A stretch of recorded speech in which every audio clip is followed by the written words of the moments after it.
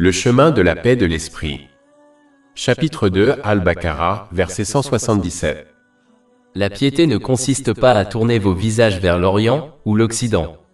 La piété consiste en celui qui croit en Allah, au jour dernier, aux anges, aux livres et aux prophètes, et qui donne des biens, malgré l'amour qu'il leur porte à ses proches, aux orphelins, aux nécessiteux, aux voyageurs, à ceux qui implorent et à ceux qui affranchissent les esclaves, qui accomplit la salat et acquitte la zaka, qui tient ses promesses lorsqu'il les fait, et qui est patient dans la pauvreté, dans la détresse et dans la guerre. Ceux-là sont véridiques, et ce sont eux qui sont les pieux.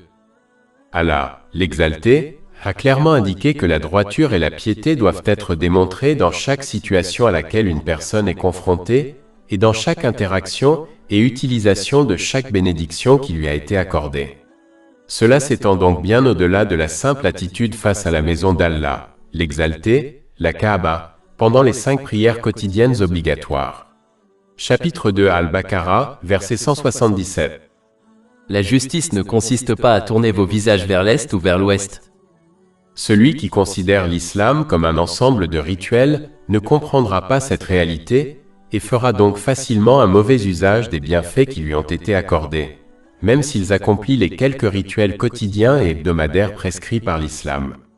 C'est l'une des principales raisons pour lesquelles de nombreux musulmans ne parviennent pas à obtenir la paix de l'esprit, malgré le fait qu'ils accomplissent les rituels quotidiens obligatoires, car la paix de l'esprit ne peut être obtenue que si l'on fait de l'islam un mode de vie et un code de conduite complet qui affecte chaque situation que l'on rencontre et la façon dont on utilise chaque bénédiction qui lui a été accordée.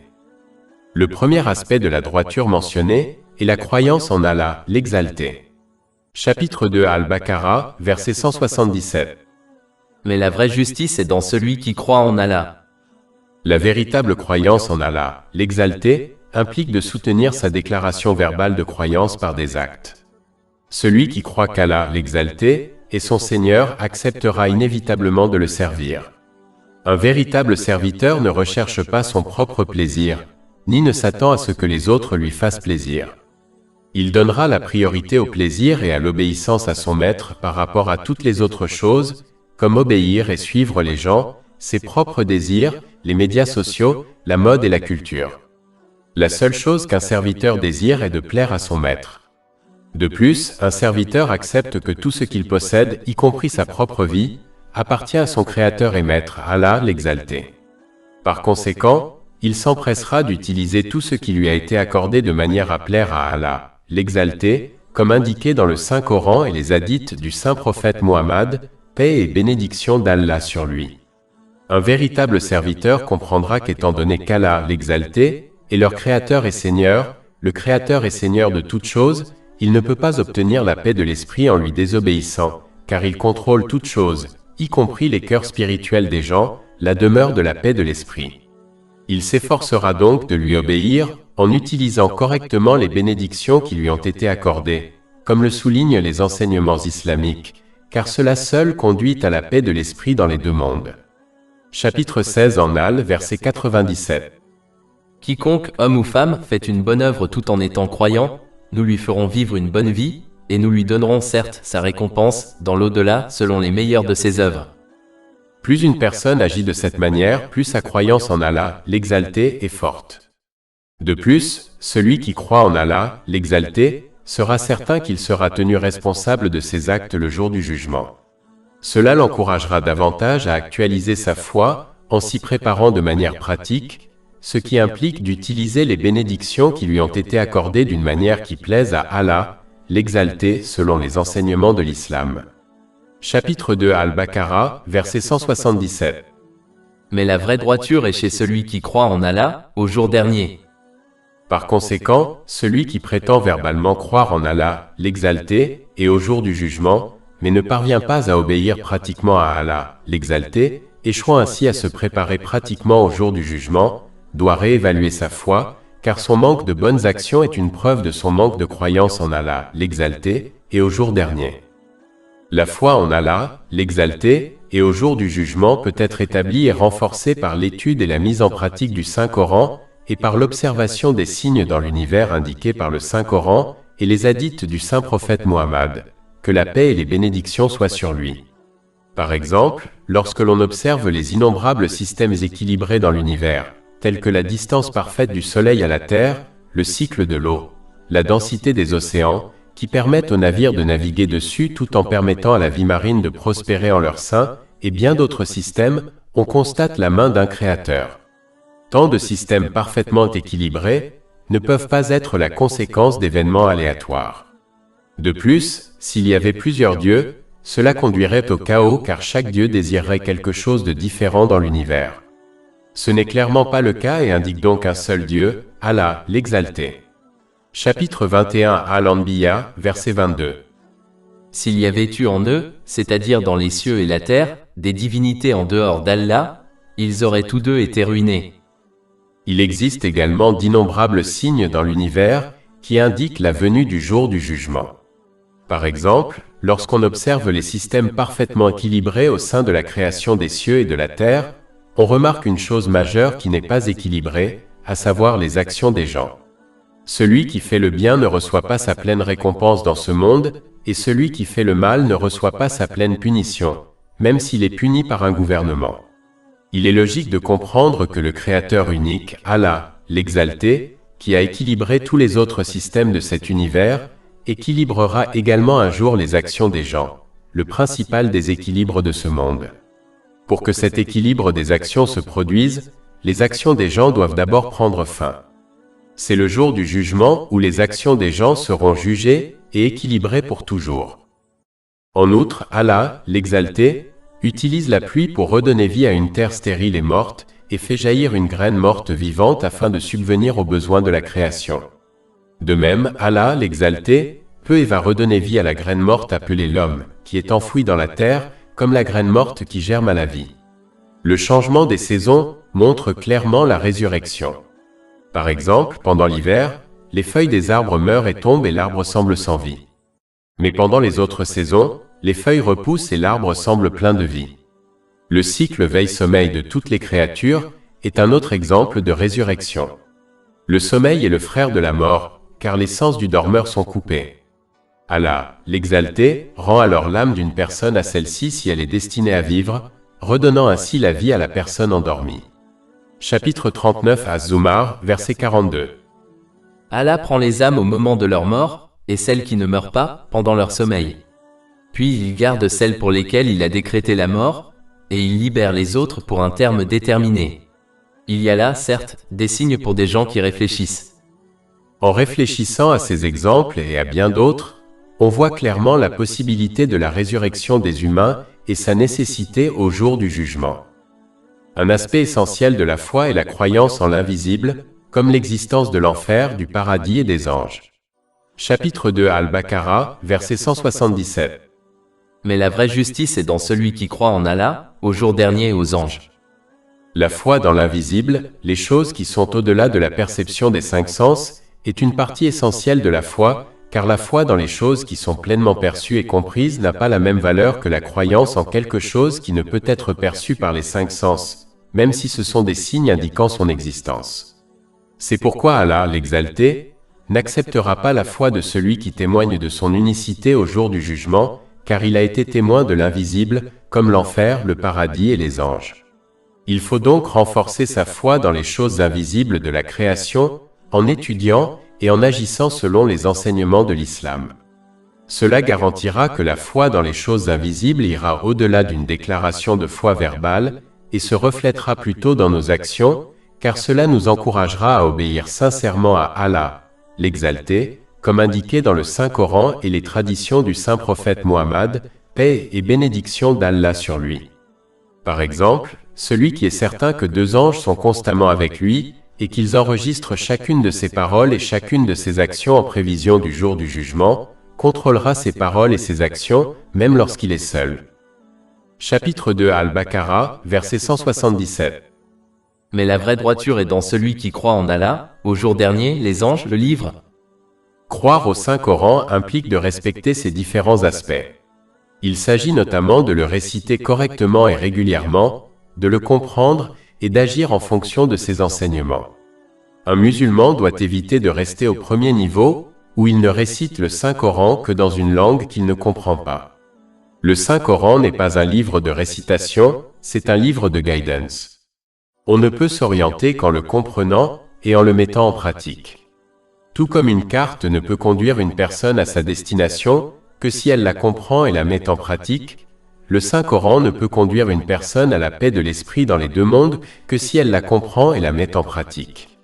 Malheureusement, le fait de ne pas englober les différents aspects du Saint-Coran est l'une des principales raisons pour lesquelles les musulmans qui le récitent régulièrement ne parviennent pas à obtenir la paix de l'esprit, car ils ne parviennent pas à comprendre et à mettre en pratique ces enseignements. Agir en conséquence leur permettra d'utiliser les bénédictions qui leur ont été accordées d'une manière qui plaise à Allah, l'Exalté, ce qui à son tour conduit à la paix de l'esprit et au succès dans les deux mondes. Mais ceux qui ne comprennent pas et ne mettent pas en pratique ces enseignements feront inévitablement un mauvais usage des bénédictions qui leur ont été accordées, ce qui ne mènera qu'au stress, aux ennuis et aux difficultés dans les deux mondes. Chapitre 17 Al-Isra, verset 82. Et nous faisons descendre du Coran ce qui est une guérison et une miséricorde pour les croyants. Mais cela n'augmente en rien la perte des injustes. Chapitre 2 Al-Baqarah, verset 177. Mais la vraie droiture est dans celui qui croit en Allah, au jour dernier, les anges, le livre et les prophètes. La croyance aux saints prophètes, sur eux la paix et le salut, implique de suivre pratiquement leur mode de vie, leur conduite et leurs enseignements qui ont été discutés dans le Saint-Coran et les hadiths du saint prophète Muhammad, sur lui la paix et le salut. Leur belle conduite est résumée, complétée et perfectionnée par la conduite sublime du saint prophète Muhammad, sur lui la paix et le salut. Par conséquent, il faut soutenir leur déclaration verbale de foi en lui en apprenant et en agissant pratiquement selon sa vie, ses enseignements et son noble caractère. Chapitre 33 Al-Ahzab, verset 21. Il y a certes pour vous dans le messager d'Allah, un excellent modèle pour quiconque espère en Allah, et au jour dernier, et invoque Allah fréquemment. Et chapitre 3 Ali Imran, verset 31.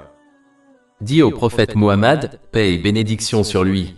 Si vous aimez Allah, suivez-moi, alors Allah vous aimera et vous pardonnera vos péchés.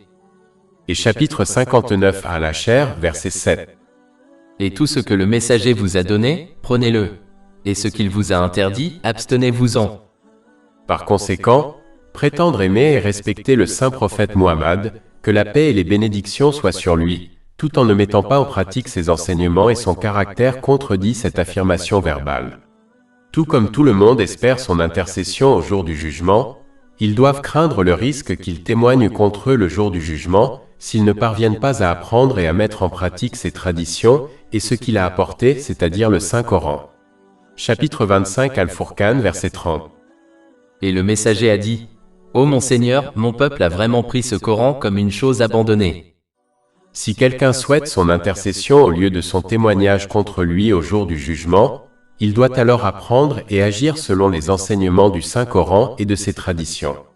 Cela lui permettra d'utiliser les bénédictions qui lui ont été accordées d'une manière qui plaira à Allah, l'Exalté, ce qui lui apportera la paix de l'esprit dans les deux mondes. De plus, le fait de déclarer verbalement son amour et son respect pour le saint prophète Muhammad, sur lui la paix et le salut, tout en ne respectant pas son caractère et sa conduite, n'a aucune valeur en islam, car les nations précédentes prétendent également aimer leur saint prophète, sur eux la paix et le salut. Mais comme elles n'ont pas suivi leurs enseignements dans la pratique, elles ne s'uniront pas à eux dans l'au-delà. Par conséquent, celui qui désire s'unir au saint prophète Muhammad, sur lui la paix et le salut, et à ses compagnons, sur eux la paix et le salut, doit suivre et agir dans la pratique selon ses enseignements et son caractère. Allah, l'Exalté, mentionne ensuite les différentes façons dont il s'attend à ce que les gens utilisent les bénédictions qu'il leur a accordées, telles que la richesse, le temps, l'énergie et leur influence sociale. Allah, l'Exalté, reconnaît qu'utiliser les bénédictions qui nous ont été accordées d'une manière qui lui plaît, comme le souligne le Saint-Coran et les hadiths du saint prophète Muhammad, paix et bénédiction d'Allah sur lui, est difficile à faire car les gens sont souvent enclins à utiliser les bénédictions qui leur ont été accordées d'une manière qui leur plaît à eux-mêmes, aux autres, à la culture et à la mode. Chapitre 2 Al-Baqarah, verset 177. Et donne la richesse malgré l'amour qu'on lui porte. L'homme doit d'abord comprendre que comme Allah, l'Exalté, seul contrôle l'univers, y compris son cœur spirituel, la demeure de la paix de l'esprit, il décide seul qui obtient la paix de l'esprit et qui n'en obtient pas. Par conséquent, celui qui utilise correctement les bienfaits qui lui ont été accordés obtiendra la paix de l'esprit dans les deux mondes. Chapitre 16 en Al, verset 97. Quiconque, homme ou femme, fait une bonne œuvre tout en étant croyant, nous lui ferons vivre une bonne vie, et nous lui donnerons certes sa récompense dans l'au-delà selon la meilleure de ses œuvres. Alors que celui qui choisit de faire un mauvais usage des bienfaits qui lui ont été accordés, n'obtiendra pas la paix de l'esprit, même s'il connaît des moments de plaisir et de divertissement, car il ne peut échapper au contrôle d'Allah, l'Exalté. Chapitre 9 At-Taba, verset 82. Qu'ils rient donc un peu et pleurent ensuite beaucoup, en récompense de ce qu'ils ont gagné. Chapitre 20a, versets 124 à 126.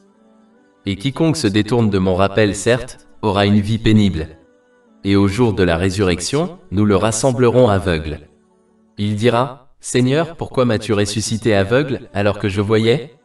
Allah dira, ainsi vous sont venus nos signes et vous les avez oubliés. C'est ainsi que vous serez aujourd'hui oubliés.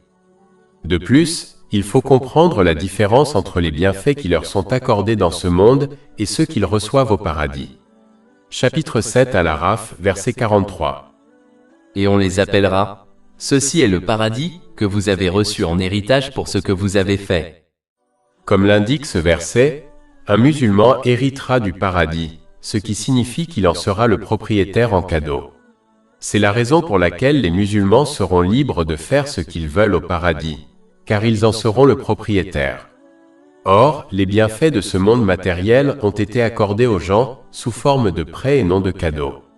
Un cadeau indique la propriété, tandis qu'un prêt signifie que la bénédiction doit être restituée à son véritable propriétaire, à savoir Allah, l'Exalté. La seule façon de restituer les bienfaits de ce monde matériel qui ont été accordés sous forme de prêts aux gens est de les utiliser d'une manière qui plaise à Allah, l'Exalté, comme le soulignent les enseignements islamiques. C'est en fait une véritable gratitude, et cela conduit à une augmentation des bénédictions et de la miséricorde dans les deux mondes. Chapitre 14 Ibrahim, verset 7. Si tu es reconnaissant, je t'augmenterai sûrement en faveur. Les biens matériels qui ont été accordés aux gens en guise de prêt doivent être restitués à leur véritable propriétaire, Allah l'Exalté, de bon gré ou de force. S'ils sont restitués de bon gré, ils seront récompensés par une grande récompense. Mais s'ils sont restitués de force, par exemple en mourant, ces biens deviendront un fardeau pour eux dans ce monde et dans l'au-delà. Il est essentiel pour les musulmans de comprendre la différence entre un don et un prêt, afin qu'ils soient encouragés à utiliser les bénédictions de ce monde matériel de manière appropriée.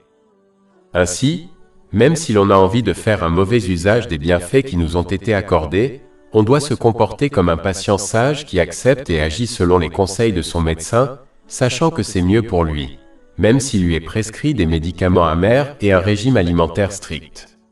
Tout comme ce patient sage atteindra la paix de l'esprit et du corps, ainsi la personne qui accepte et agit selon les enseignements de l'islam en utilisant les bienfaits qui lui ont été accordés d'une manière qui plaira à Allah, l'Exalté, comme cela est décrit dans le Saint-Coran et les hadiths du Saint-Prophète Mohammed, que la paix et les bénédictions soient sur lui.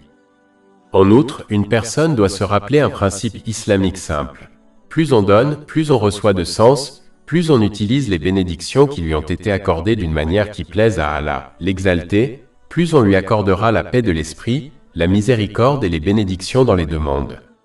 Chapitre 3 Ali Imran, verset 92. Vous n'obtiendrez la bonne récompense que lorsque vous dépenserez de ce que vous aimez. Et quoi que vous dépensiez, Allah en est parfaitement connaisseur. Ce verset montre clairement qu'une personne ne possédera pas une foi complète tant qu'elle n'aura pas la volonté de consacrer les choses qu'elle aime à Allah, l'Exalté. En général, les musulmans sont heureux de consacrer leur temps précieux aux choses qui leur plaisent. Mais ils refusent de consacrer du temps à plaire à Allah, l'Exalté, au-delà des devoirs obligatoires qui ne prennent qu'une heure ou deux par jour. D'innombrables musulmans sont heureux de consacrer leur force physique à différentes activités agréables. Mais beaucoup d'entre eux refusent de la consacrer à des choses qui plaisent à Allah, l'Exalté, comme le jeûne surérogatoire. Plus généralement, les gens sont heureux de s'efforcer de faire des choses qu'ils désirent, comme obtenir des richesses excédentaires dont ils n'ont pas besoin, même si cela signifie qu'ils doivent travailler plus et renoncer à leur sommeil. Pourtant, combien s'efforcent de cette manière dans l'obéissance à Allah, l'exalté, en utilisant les bénédictions qui leur ont été accordées de manière à lui plaire, comme le soulignent les enseignements islamiques. Combien renoncent à leur précieux sommeil pour faire des prières surérogatoires. Il est étrange que les musulmans désirent des bénédictions terrestres et religieuses licites et qu'ils négligent un fait simple. Ils n'obtiendront ces choses que s'ils consacrent les bénédictions qu'ils possèdent d'une manière qui plaise à Allah, l'exalté. Comment peuvent-ils lui consacrer des choses minimes et espérer quand même réaliser tous leurs rêves? Cette attitude est incroyablement étrange. Chapitre 45 Al-Jathiya, verset 15. Quiconque fait une bonne action, c'est pour lui-même, et quiconque fait une mauvaise, c'est contre elle, c'est-à-dire contre son âme. C'est donc vers votre Seigneur que vous serez ramenés. Chapitre 2 Al-Baqarah, verset 177. Et donne des richesses malgré l'amour qu'on lui porte à ses proches.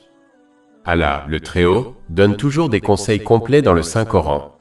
Dans ce cas, Allah, le Très-Haut, exhorte souvent à bien traiter ses proches dans le Saint-Coran, car agir sur ce seul conseil assurerait à lui seul la prospérité, la paix et la justice dans la société.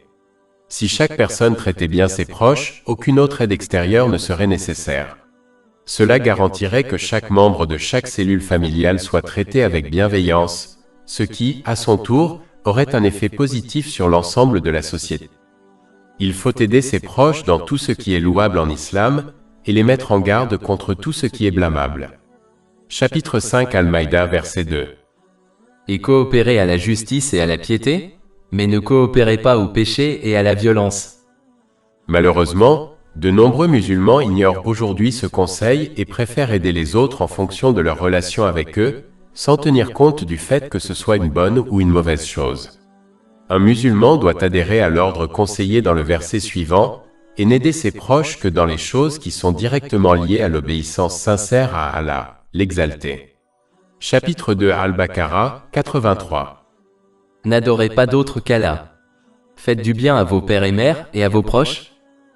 Il faut aider ses proches selon ses moyens, ce qui comprend le soutien émotionnel, physique et financier. Pour y parvenir, il faut traiter les autres comme on souhaite que les autres nous traitent.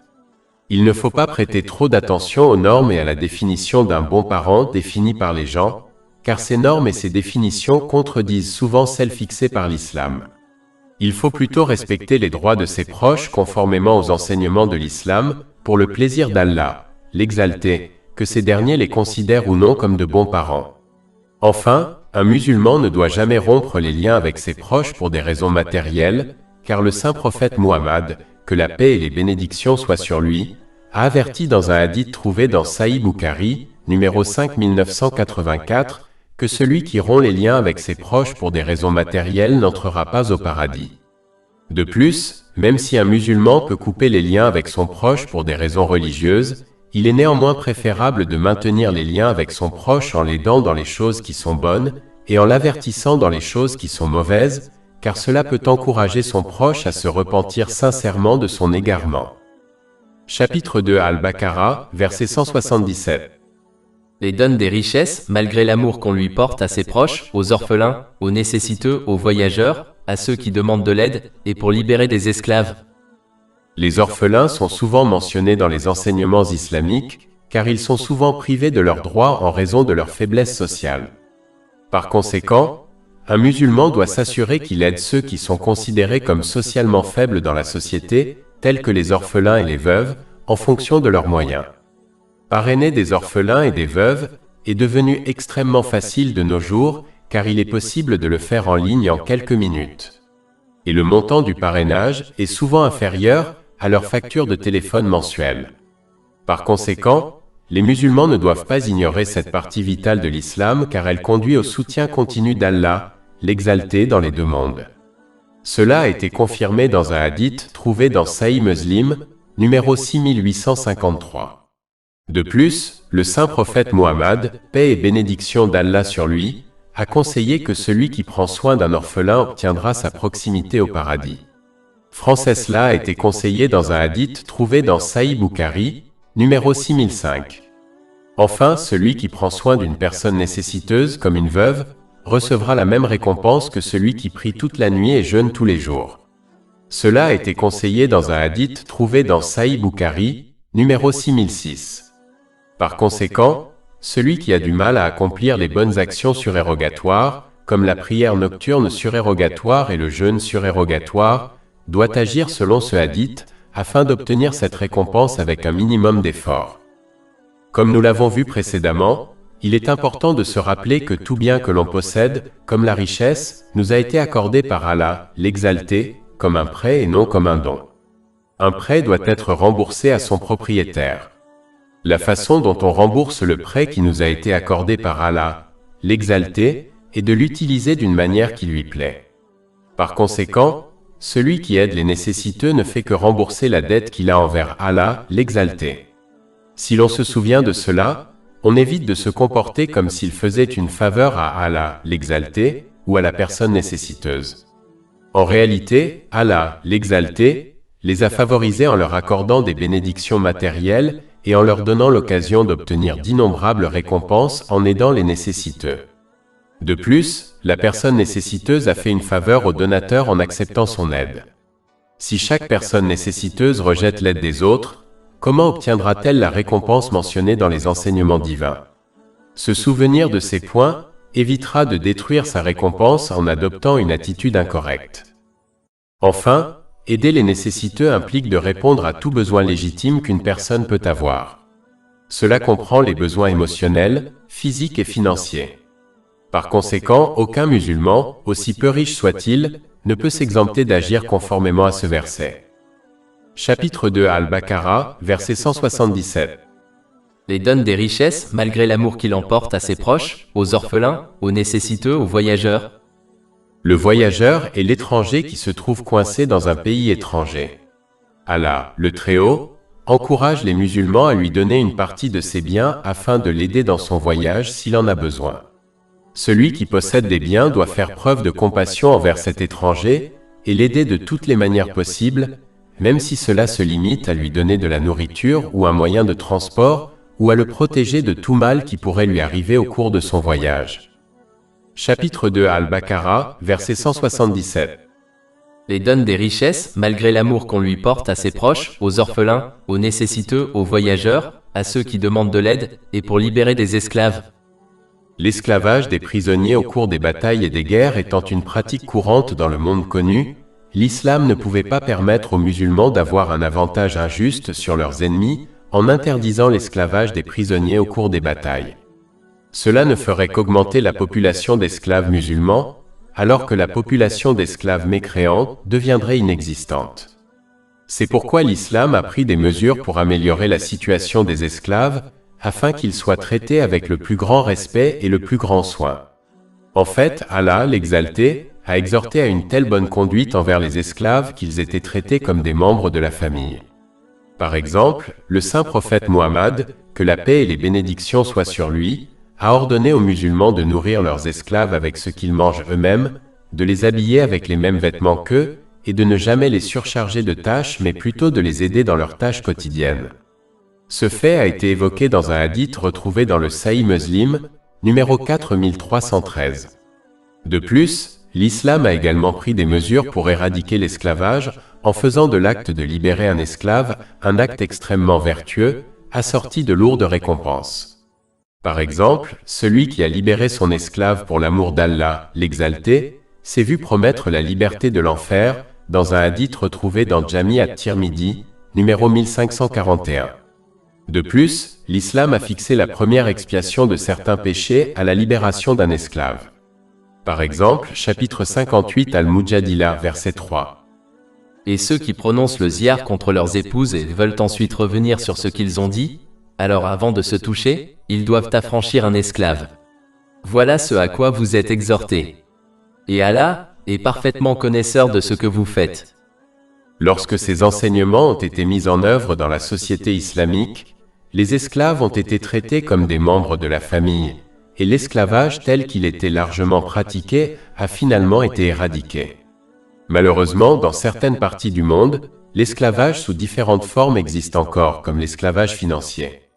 Par conséquent, les musulmans doivent jouer leur rôle pour l'éradiquer complètement en fonction de leurs moyens, notamment en apportant un soutien financier. Il faut noter qu'Allah, l'Exalté, a énuméré les bonnes actions qui sont faites entre les gens, avant les bonnes actions qui sont faites entre les gens et lui. Chapitre 2 Al-Baqarah, verset 177. Et qui donne des biens, malgré l'amour qu'on lui porte aux proches, aux orphelins, aux nécessiteux, aux voyageurs, à ceux qui demandent de l'aide et pour libérer des esclaves, et qui accomplit la prière. Cela ne signifie pas que l'on ne doit pas faire de bonnes actions entre soi et Allah. Mais cela signifie qu'il ne faut pas tomber dans l'idée fausse selon laquelle tant qu'on fait de bonnes actions entre soi et Allah, on est libre de maltraiter les autres et de ne pas respecter ses droits. Celui qui entre au jour du jugement avec cette attitude a été qualifié de failli par le saint prophète Mohammed, que la paix et les bénédictions soient sur lui, dans un hadith trouvé dans Sahih Muslim, numéro 6579. Il sera contraint de remettre ses bonnes actions aux personnes à qui il a fait du tort, et si nécessaire, il sera contraint de prendre les péchés de ses victimes jusqu'à ce que justice soit faite. Cela pourrait bien le conduire à être jeté en enfer. Par conséquent, le musulman doit éviter cette idée fausse courante et s'efforcer plutôt de respecter les droits d'Allah, l'Exalté, et des gens selon ses capacités. Et comme Allah, l'Exalté, ne confie pas à une personne une responsabilité qu'elle ne peut pas assumer, elle y parviendra si elle essaie sincèrement. Chapitre 2 Al-Baqarah, verset 286. Allah ne charge une âme que selon ses capacités. Chapitre 2 Al-Baqarah, verset 177. Et qui accomplit la prière. Allah, le Très-Haut, a mentionné au début du verset 177 que la droiture va au-delà du simple fait de se tourner vers une direction particulière pendant la prière. Il mentionne l'importance d'établir les prières obligatoires afin de préciser que sa déclaration initiale ne signifie pas que l'on doit négliger ses prières, car elles sont toujours une partie vitale de la droiture et de la foi. Chapitre 2 Al-Baqarah, verset 177. La justice ne consiste pas à tourner vos visages vers l'est ou vers l'ouest. L'accomplissement des prières obligatoires implique leur accomplissement dans le respect de toutes leurs conditions et de leurs bonnes manières, comme leur accomplissement à l'heure. L'accomplissement des prières obligatoires est souvent répété dans le Saint-Coran, car il s'agit de la preuve pratique la plus importante de la foi en Allah, l'Exalté. De plus, comme les prières quotidiennes sont toutes étalées, elles agissent comme un rappel constant du jour du jugement et une préparation pratique à celui-ci, car chaque étape de la prière obligatoire est liée au jour du jugement. Si l'on se tient droit, c'est ainsi qu'on se tiendra devant Allah, l'Exalté, le jour du jugement. Chapitre 83 Al-Mutafifin, verset 4-6. Ne pense-t-il pas qu'ils seront ressuscités pour un jour terrible, le jour où les hommes se tiendront debout devant le Seigneur de l'univers? Lorsqu'ils s'inclinent, cela leur rappelle les nombreuses personnes qui seront critiquées au jour du jugement pour ne pas s'être prosternées devant Allah, l'Exalté, pendant leur vie sur terre. Chapitre 77 Al-Mursalat, verset 48. Et quand on leur dit « Inclinez-vous pour prier », ils ne s'inclinent pas. Cette critique inclut également le fait de ne pas se soumettre pratiquement à l'obéissance à Allah, l'Exalté, dans tous les aspects de sa vie. Lorsque l'on se prosterne pendant la prière, cela nous rappelle comment les gens seront invités à se prosterner devant Allah, l'Exalté, au jour du jugement.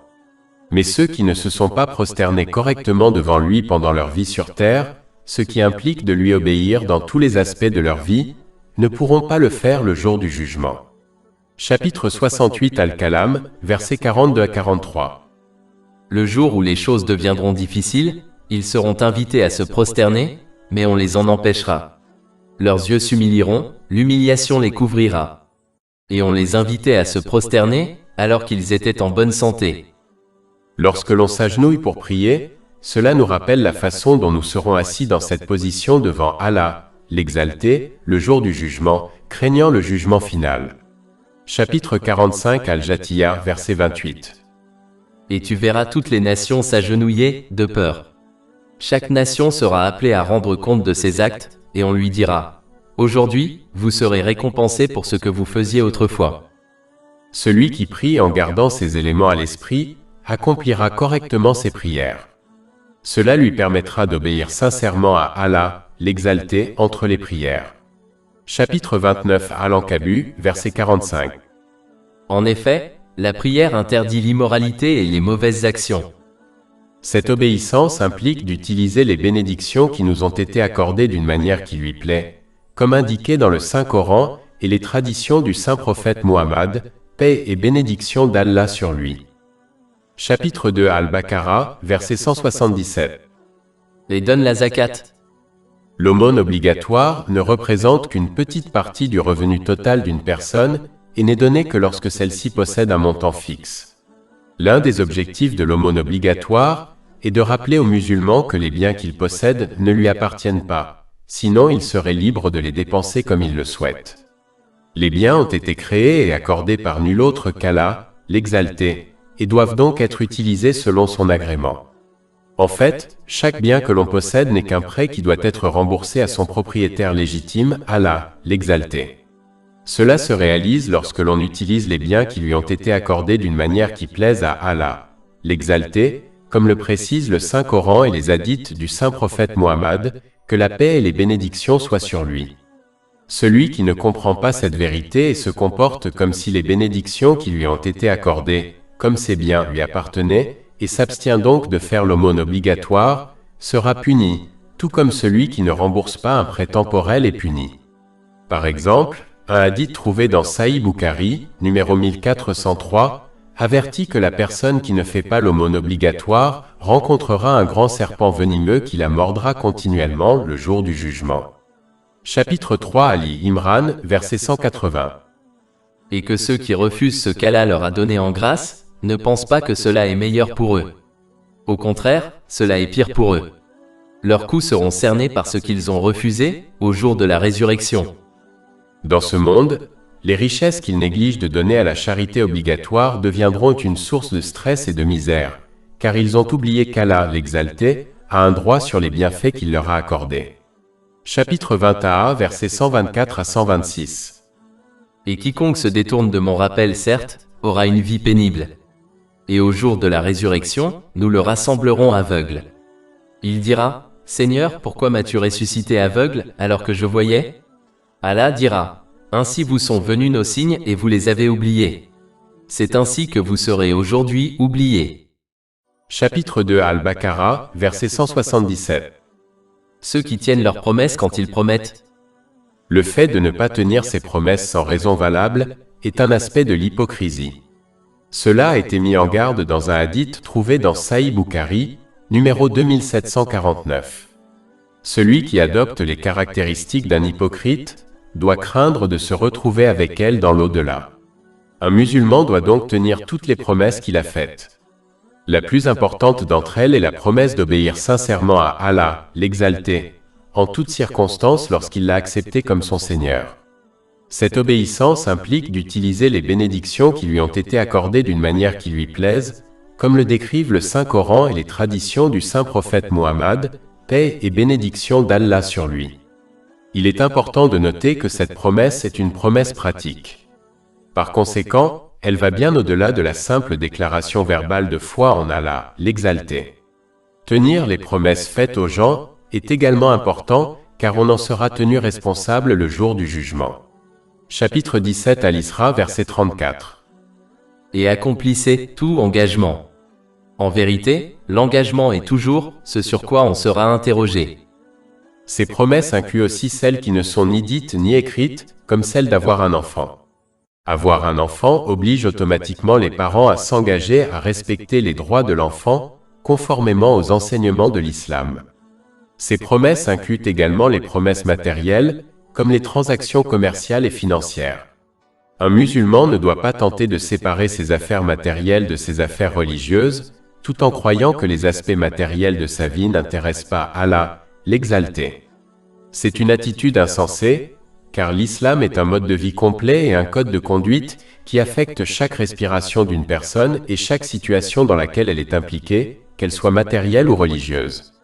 Par conséquent, il faut réfléchir profondément avant de s'engager dans une quelconque responsabilité, car toutes les responsabilités dans ce monde sont liées à un certain type de promesse qui sera remise en question au jour du jugement. Jusqu'à présent, dans le verset 177, différents aspects de la gratitude sont énumérés, par lesquels on est encouragé à utiliser les bénédictions qui nous ont été accordées de manière à plaire à Allah, l'Exalté, comme le soulignent les enseignements islamiques. Chapitre 2 Al-Baqarah, verset 177. Et qui donne des biens, malgré l'amour qu'on lui porte aux proches, aux orphelins, aux nécessiteux, aux voyageurs, à ceux qui demandent de l'aide et pour libérer des esclaves. Et qui accomplit la salah et donne la zaka, ceux qui tiennent leurs promesses lorsqu'ils les promettent. Allah, l'Exalté, a ensuite mentionné l'autre moitié qui est liée à la gratitude, c'est-à-dire à la patience. Chapitre 2 Al-Baqarah, verset 177. Et ceux qui sont patients dans la pauvreté, dans les épreuves et pendant les combats. La patience dans la pauvreté implique d'éviter de se plaindre de ses ressources limitées et d'éviter de devenir jaloux des personnes qui ont reçu plus de ressources. Il faut se rappeler qu'Allah, l'Exalté, accorde à chacun ce qui est le meilleur pour lui, même si cela ne lui est pas évident. Chapitre 42 Ash-Shura, verset 27. Si Allah avait donné à ses serviteurs une subsistance excessive, ils auraient commis la tyrannie sur toute la terre. Mais il fait descendre ce qu'il veut. Certes, il est, parmi ses serviteurs, parfaitement connaisseur et clairvoyant. Il faut donc accepter toute provision qui nous est accordée, en croyant que tant que nous sommes en vie, nous avons la garantie d'avoir le minimum nécessaire pour survivre dans ce monde. En fait, la provision de l'humanité a été allouée plus de 50 000 ans avant la création des cieux et de la terre, et ne peut donc être augmentée ou diminuée par quiconque. Cela a été conseillé dans un hadith trouvé dans Sahih Muslim, numéro 6748. Chapitre 11, verset 6. Il n'y a pas de créature sur terre qui ne dépende d'Allah pour sa subsistance. Et il connaît son lieu de résidence et son lieu de stockage. Tout est clairement indiqué. Il faut donc jouer son rôle en s'efforçant de gagner des ressources légales, sachant qu'elles nous ont déjà été allouées et garanties, même si cela est difficile à comprendre. De plus, un musulman doit comprendre que la paix de l'esprit, qui est sans doute la plus grande bénédiction terrestre que l'on puisse posséder, ne s'obtient pas en possédant beaucoup de choses terrestres. Elle est directement liée à l'utilisation des bénédictions qui nous ont été accordées d'une manière qui plaise à Allah, l'Exalté, comme le souligne le Saint-Coran et les hadiths du Saint-Prophète Muhammad, paix et bénédiction d'Allah sur lui.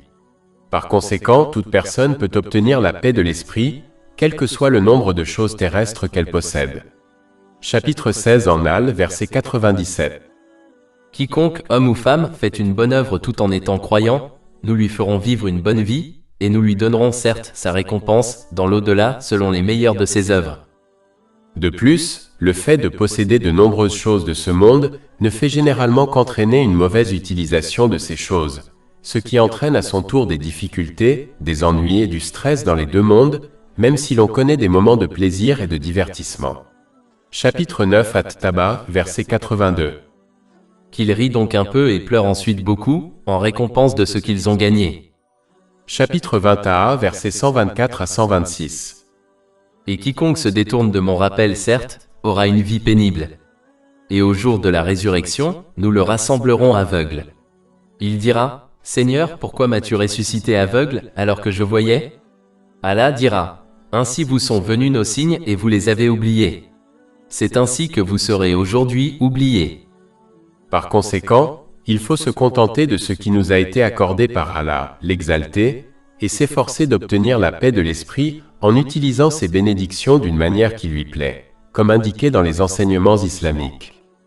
Chapitre 2 Al-Baqarah, verset 177. Et ceux qui sont patients dans la pauvreté et les difficultés? La première chose à noter est que la patience doit être démontrée dès le début d'une situation. Accepter un résultat indésirable d'une situation au fil du temps arrive à tout le monde, même à ceux qui sont impatients. L'acceptation n'est donc pas la même chose que la patience. Cela a été conseillé dans un hadith trouvé dans Jami at-Tirmidhi, numéro 2389. Par conséquent, il faut s'assurer de rester patient dès le début d'une situation et de maintenir sa patience jusqu'à ce qu'on quitte ce monde, car de nombreuses personnes peuvent perdre la récompense de la patience en faisant preuve d'impatience à une date ultérieure. La patience dans les épreuves implique d'éviter de se plaindre par ses actes ou ses paroles, et de maintenir une obéissance sincère à Allah, l'Exalté, ce qui implique d'utiliser les bénédictions qui nous ont été accordées de manière à lui plaire, comme le précisent les enseignements islamiques. Une foi forte aidera à maintenir la patience dans toutes les situations, et particulièrement dans les moments difficiles. Une foi forte s'obtient lorsque l'on apprend et agit selon les enseignements du Saint-Coran et les traditions du Saint-Prophète Muhammad, paix et bénédiction d'Allah sur lui. Celui qui obtient une foi forte comprendra certaines vérités qui l'aideront à maintenir la patience dans les épreuves. Par exemple, il comprendra que chaque situation qu'il rencontre dans cette vie est inévitable et qu'il n'aurait jamais pu l'éviter. Cela a été indiqué dans un hadith trouvé dans Jami at-Tirmidhi, numéro 2516. Chapitre 57 Al-Hadid, versets 22 à 23. Aucun malheur ne frappe la terre ni vous-même, sans que nous ne l'enregistrions avant de l'avoir fait naître. Cela est facile pour Allah, afin que vous ne désespériez pas de ce qui vous échappe. Celui qui comprend le caractère inévitable et inéluctable du destin ne se plaindra pas, car ses plaintes ne peuvent en aucun cas changer le destin. Elles ne feront que lui retirer la récompense qu'il aurait obtenue s'il avait persisté dans sa patience. De plus, celui qui possède une foi forte comprend que ce monde est un lieu d'épreuve et de difficulté, afin que ceux qui sont loyaux envers Allah, l'exalté, soient séparés de ceux qui ne le sont pas. Chapitre 67 Al-Mulk, verset 2. Lui qui a créé la mort et la vie pour vous éprouver, et savoir lequel de vous est le meilleur en action. Par conséquent, faire face aux difficultés est un aspect inévitable et incontournable de la vie dans ce monde. Cette acceptation aidera à rester patient face aux difficultés.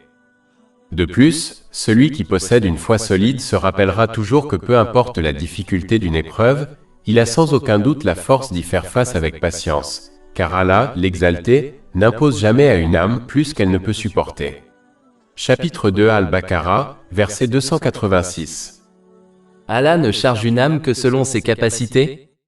Cette vérité aidera toujours à rester patient, car la patience est souvent perdue lorsqu'on croit ne pas pouvoir supporter d'affronter une situation spécifique. Une autre vérité que comprend celui qui possède une foi solide est qu'Allah, l'exalté, décrète ce qui est le mieux pour chacun, même si cela ne lui est pas évident. Comme la connaissance d'une personne est extrêmement limitée, elle ne peut pas comprendre la sagesse derrière les décrets d'Allah, l'exalté dont la connaissance englobe et s'étend au-delà de toute chose. Chapitre 2 Al-Baqarah, verset 216. Mais il se peut que vous haïssiez une chose et qu'elle soit un bien pour vous. Il se peut que vous aimiez une chose et qu'elle soit un mal pour vous. Et Allah sait, tandis que vous ne savez pas. Il suffit de réfléchir à sa propre vie pour comprendre à quel point ce verset est vrai. Il existe de nombreux exemples dans la vie de chaque personne où elle a cru que quelque chose était bon, mais cela est devenu une source de stress pour elle, et où elle a cru que quelque chose était mauvais, mais cela est devenu une source de bien pour elle. Comprendre cette vérité aidera également à rester patient face aux difficultés. Toutes ces vérités et bien d'autres encore se dévoilent dans le cœur de celui qui apprend et met en pratique le savoir islamique, obtenant ainsi la certitude de la foi. Cela lui permet de rester patient et obéissant à Allah, le Très-Haut, dans toutes les situations, en particulier les situations difficiles. Chapitre 2 Al-Baqarah, verset 177. Et ceux qui sont patients dans la pauvreté, dans les épreuves et pendant les combats. Plus précisément, les compagnons, qu'Allah soit satisfait d'eux, ont été avertis à plusieurs reprises dans le Saint-Coran de se préparer à la bataille contre les non-musulmans, car leurs ennemis les poursuivraient sans relâche jusqu'à la destruction de l'islam, même après leur émigration à Médine. Chapitre 4 en Nisa, verset 89.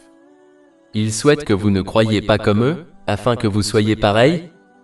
Chapitre 2 Al-Baqarah, verset 177. Et ceux qui sont patients dans la pauvreté, dans les épreuves et pendant les combats. En général, la bataille implique de s'efforcer d'obéir sincèrement à Allah, l'exalté, ce qui implique d'utiliser les bénédictions qui nous ont été accordées d'une manière qui lui plaît, comme le soulignent les enseignements islamiques, malgré le fait qu'un musulman sera sans cesse tenté d'en faire un mauvais usage. Cette tentation vient des réseaux sociaux, de la culture, de la mode, de ses désirs et d'autres personnes, y compris ses proches. Pour lutter contre toutes ces tentations et rester ferme dans l'obéissance à Allah, l'exalté, il faut de la patience. Ce type de patience est sans doute plus difficile que les autres types mentionnés dans le verset 177, car elle est continue et implacable. Partout où un musulman se tourne, il sera invité à faire un mauvais usage des bénédictions qui lui ont été accordées. En fait, à notre époque, on n'a même pas besoin de quitter sa chambre pour faire face à de telles tentations, car les réseaux sociaux sont disponibles et accessibles gratuitement. Surmonter toutes ces forces et rester patient dans l'obéissance à Allah, l'exalté, est possible lorsque l'on obtient une foi forte. La foi forte s'obtient lorsque l'on apprend et met en pratique les enseignements islamiques. Une foi forte permet de faire la différence entre le chemin qui mène à la paix de l'esprit dans les deux mondes et le chemin qui mène au stress, aux ennuis et à la misère dans les deux mondes. Dans ce cas, celui qui possède une foi forte comprendra que s'il fait un mauvais usage des bénédictions qui lui ont été accordées, les bénédictions même qu'il possède deviendront une source de stress pour lui, même s'il vit des moments de plaisir et de divertissement, car Allah, l'exalté, seul contrôle son cœur spirituel, la demeure de la paix de l'esprit. Cette vérité devient claire pour celui qui possède une foi forte, car elle a été expliquée dans les enseignements islamiques, et en observant les nombreuses personnes riches et célèbres qui se livrent à un mauvais usage des bénédictions qui leur ont été accordées, et comment cela les conduit au stress, à la misère, à la dépression, aux problèmes de santé mentale, à la toxicomanie et aux tendances suicidaires, même s'ils vivent des moments de plaisir et de divertissement. Chapitre 9 At-Taba, verset 82. Qu'ils rient donc un peu et pleurent ensuite beaucoup, en récompense de ce qu'ils ont gagné. Chapitre 20a, versets 124 à 126. Et quiconque se détourne de mon rappel, certes, aura une vie pénible. Et au jour de la résurrection, nous le rassemblerons aveugle. Il dira, Seigneur, pourquoi m'as-tu ressuscité aveugle, alors que je voyais? Allah dira, ainsi vous sont venus nos signes et vous les avez oubliés. C'est ainsi que vous serez aujourd'hui oubliés. En revanche, celui qui possède une foi solide comprendra que tant qu'il utilise correctement les bénédictions qui lui ont été accordées, il obtiendra la paix de l'esprit dans les deux mondes, indépendamment du nombre de choses matérielles qu'il possède, car cela a été garanti par Allah, l'exalté, dans les enseignements islamiques, et il existe d'innombrables exemples de personnes qui ont choisi ce mode de vie et ont obtenu la paix de l'esprit grâce à cela. Chapitre 13 Ar-Ra'd, verset 28. Certes, c'est par l'évocation d'Allah que les cœurs trouvent la paix. Et chapitre 16 en Al, verset 97. Quiconque, homme ou femme, fait une bonne œuvre tout en étant croyant, nous lui ferons vivre une bonne vie, et nous lui donnerons certes sa récompense, dans l'au-delà, selon les meilleures de ses œuvres. Ainsi, celui qui possède une foi solide comprendra cette réalité, et luttera donc constamment contre les tentations qui l'encouragent à abuser des bénédictions qui lui ont été accordées. La personne qui se comporte de cette manière en cette époque de troubles, de sédition et de tentation généralisée, sera récompensée comme si elle avait émigré vers le saint prophète Muhammad, que la paix et les bénédictions soient sur lui, de son vivant. Cela a été promis dans un hadith trouvé dans Sahih Muslim, numéro 7400. En outre, une personne peut lutter contre ces tentations de faire un mauvais usage des bénédictions qui lui ont été accordées, en minimisant ses interactions avec les éléments inutiles de ce monde matériel. Plus on minimise les éléments inutiles de ce monde matériel, plus il sera facile de rester ferme dans l'obéissance à Allah, l'exalté, et de donner la priorité à son obéissance par rapport à tout le reste. Cette personne a reçu la promesse d'un contentement dans sa vie, de la correction de ses affaires et de la provision qui lui parviendra facilement.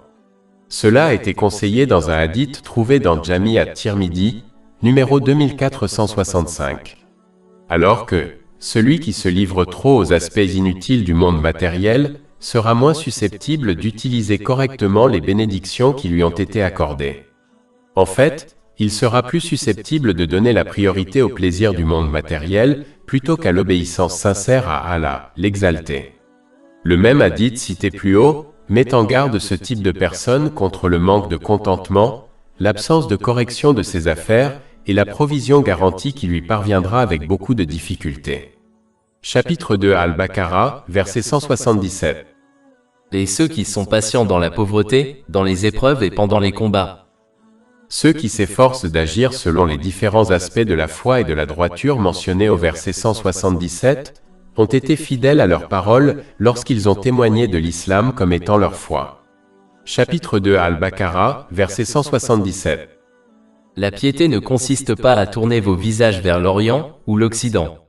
La piété est celle de celui qui croit en Allah, au jour dernier, aux anges, aux livres et aux prophètes, qui donne des biens, malgré son amour pour eux, à ses proches, aux orphelins, aux nécessiteux, aux voyageurs, à ceux qui implorent et à ceux qui affranchissent les esclaves, qui accomplit la salat et acquitte la zaka, qui tient ses promesses lorsqu'il les fait, et qui est patient dans la pauvreté, dans la détresse et dans la guerre. Voilà les véridiques. Ce verset indique donc l'importance de mettre en pratique sa foi, car une déclaration verbale de foi en l'islam ne suffit pas si elle n'est pas appuyée par des actes. Les actes sont la preuve et la monnaie d'échange dont on a besoin pour obtenir la paix de l'esprit et le succès dans les deux mondes qui ont été garantis aux justes, à ceux qui utilisent les bénédictions qui leur ont été accordées d'une manière qui plaise à Allah, l'exalté, comme le soulignent le Saint-Coran et les hadiths du Saint-Prophète Muhammad, paix et bénédictions d'Allah sur lui. Chapitre 2 Al-Baqarah, verset 177. Ceux-là sont ceux qui ont été véridiques, et ce sont eux qui sont les justes. Et chapitre 16 en Al, verset 97. Quiconque, homme ou femme, fait une bonne œuvre tout en étant croyant, nous lui ferons vivre une bonne vie, et nous lui donnerons certes sa récompense, dans l'au-delà, selon les meilleures de ses œuvres.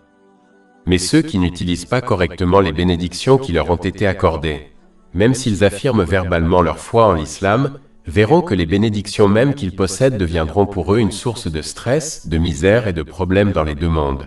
Même s'ils vivent des moments de plaisir et de divertissement, car Allah l'exalté seul contrôle leur cœur spirituel, la demeure de la paix de l'esprit. Chapitre 9 At-Taba, verset 82. Qu'ils rient donc un peu et pleurent ensuite beaucoup, en récompense de ce qu'ils ont gagné. Chapitre 20 versets 124 à 126. Et quiconque se détourne de mon rappel, certes, aura une vie pénible. Et au jour de la résurrection, nous le rassemblerons aveugle. Il dira, Seigneur, pourquoi m'as-tu ressuscité aveugle, alors que je voyais?